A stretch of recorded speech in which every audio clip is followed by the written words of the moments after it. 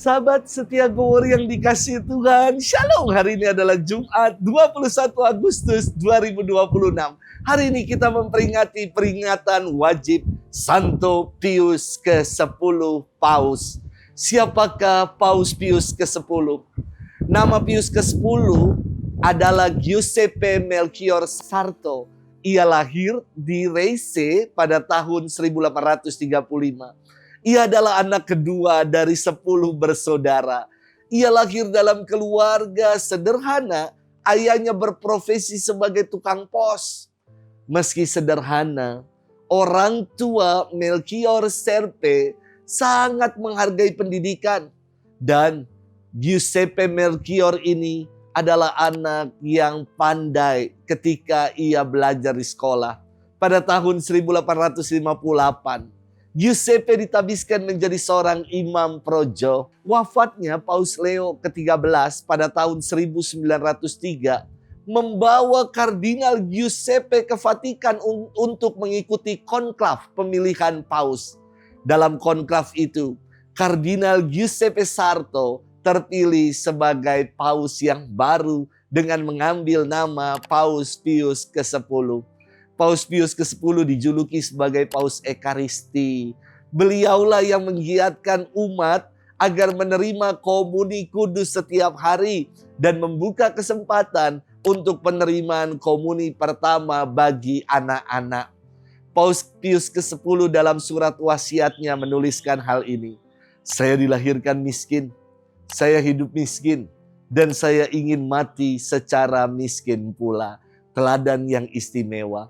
Paus Pius ke-10 wafat pada 20 Agustus tahun 1914. Hari ini kita akan bersama-sama merenungkan firman Tuhan yang diambil dari Injil Matius 22 ayat 34 sampai 40. Kita siapkan hati kita. Haleluya, haleluya, haleluya. Tunjukkanlah lorongmu kepadaku ya Tuhan. Bimbinglah aku menurut sabdamu yang benar. Haleluya, haleluya, haleluya. Tuhan bersamamu dan bersama rohmu. Inilah Injil suci menurut Matius, dimuliakanlah Tuhan. Ketika orang-orang Farisi mendengar bahwa Yesus telah membungkam orang-orang Saduki, berkumpullah mereka. Seorang dari antaranya, seorang ahli Taurat, bertanya kepada Yesus hendak mencobai dia. Guru, hukum manakah yang terbesar dalam hukum Taurat? Yesus menjawab, kasihilah Tuhan Allahmu dengan segenap hatimu, dengan segenap jiwamu, dan dengan segenap akal budimu. Itulah hukum yang utama dan yang pertama. Dan hukum yang kedua yang sama dengan itu ialah, kasihilah sesamamu manusia seperti dirimu sendiri. Pada kedua hukum inilah tergantung seluruh hukum Taurat dan kitab para nabi. Demikianlah sabda Tuhan, terpujilah Kristus. Sahabat setia Gowor yang dikasihi Tuhan, Shalom. Dari dulu ya, saya punya banyak hobi. Maka ketika sekolah, banyak sekali kegiatan ekstrakurikuler yang saya ikuti. Mulai dari kegiatan olahraga, renang, basket, sepak bola, voli, kasti, semua saya ikuti. Demikian juga dengan ekskul bidang humaniora yang lain, yakni bidang musik. Dari menyanyi, main gitar, main organ, saya juga ikut. Saking banyaknya yang diikuti, semua tahu, semua bisa. Tetapi tidak sungguh menguasainya. Enggak jago karena hanya sekedar ikut namun tidak sungguh mendalaminya. Mungkin dalam bahasa anak sekarang, saya ini FOMO ya, fear of missing out. Takut ketinggalan namun tidak sungguh mendalami. Hanya takut aja, hanya FOMO saja, takut ketinggalan saja. Jadi ingin tahu dan ingin mengikuti semuanya. Sahabat setia Gowor yang dikasihi Tuhan. Dalam firman hari ini, mari kita bersama-sama bermenung. Ada 3 kelompok masyarakat yang suka disebut dalam firman. yakni kelompok orang Farisi, orang Saduki, dan kelompok para ahli Taurat. Siapakah mereka ini? Orang-orang Farisi adalah kelompok masyarakat penganut murni agama Yahudi. Mereka memusatkan perhatian pada masalah-masalah agama. Mereka menjalankan hukum Taurat secara rinci dan cermat.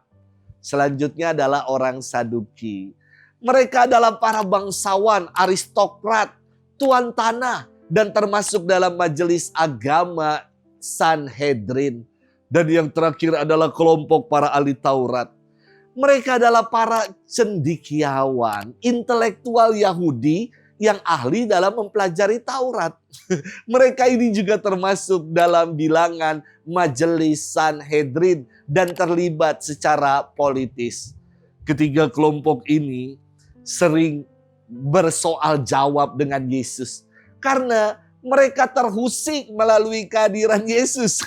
Sahabat setia Gowor yang dikasihi Tuhan, kita mendengar kisah ada seorang ahli Taurat yang mencobai Yesus dengan bertanya, hukum manakah yang terbesar dalam hukum Taurat?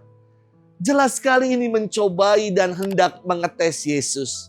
Karena para ahli Taurat, tadi saya sudah jelaskan, mereka ini adalah para cendekiawan, para intelektual yang mempelajari hukum Taurat secara cermat dan rinci. Tapi kok dia malah tanya ya ahli ini kepada Yesus, hukum manakah yang paling utama dalam Taurat? Orang Yahudi mempunyai 613 perintah atau mitzvot dalam Taurat. Jumlahnya banyak sekali, 613. Manakah yang utama dari 613 ini? Dan Yesus menjawab pertanyaan itu dengan jitu. Ia mengutip satu doa dasar bagi orang-orang Yahudi yang disebut sebagai Shema Israel, yang diambil dari kitab Ulangan 6 ayat 5 yang mengatakan, kasihilah Tuhan Allahmu dengan segenap hatimu, dengan segenap jiwamu, dan dengan segenap akal budimu.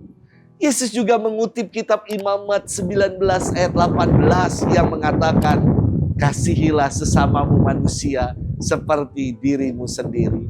Inilah hukum yang utama dari seluruh hukum Taurat. Dari 613 hukum, yang utama hanyalah 2, mengasihi Allah, mengasihi sesama. Sahabat setia Gowor yang dikasihi Tuhan, kayu salib terdiri dari 2 palang kayu yang vertikal dan yang horizontal. Hendak mengingatkan kita akan 2 keutamaan dalam mengikuti Tuhan. Yakni yang vertikal kita mau mengasihi dan mencintai Tuhan secara total. Dan yang horizontal mengingatkan kita untuk mengasihi sesama seperti diri kita sendiri. Enggak banyak yang Tuhan tuntut untuk kita lakukan dalam hidup. Cukup dengan mengasihinya dengan seluruh hidup dan mengasihi sesama seperti diri kita. Sudahkah kita melakukannya dalam hidup ini? Selamat bermenung. Tuhan memberkati kita semua, Bapa dan Putra dan Roh Kudus. Amin.